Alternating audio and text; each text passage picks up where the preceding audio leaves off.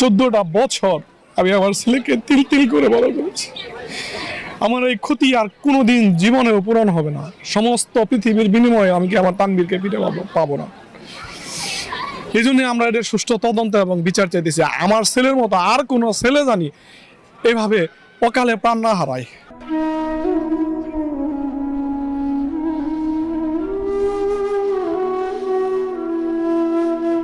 তানবীর এখান থেকে জীবিত উদ্ধার হয়েছে, বাহিনী নিতে নেওয়ার আগে রাস্তায় মারা গেছে সে।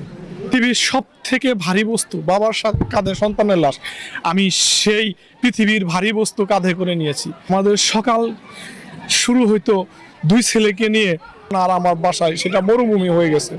তানবীর যেই টেবিলে, ডাইনিং টেবিলে যে চেয়ারে বসতো, আমি খাইতে বসলে ওই চেয়ারের দিকে তাকাইলে আমি আর আমার গলা দিয়ে খাবার নামে না। এবং ও যেখানে ওর রুমের ভিতরে যে পড়তো, আমি ওই রুমের ভিতরে যেতে পারি না।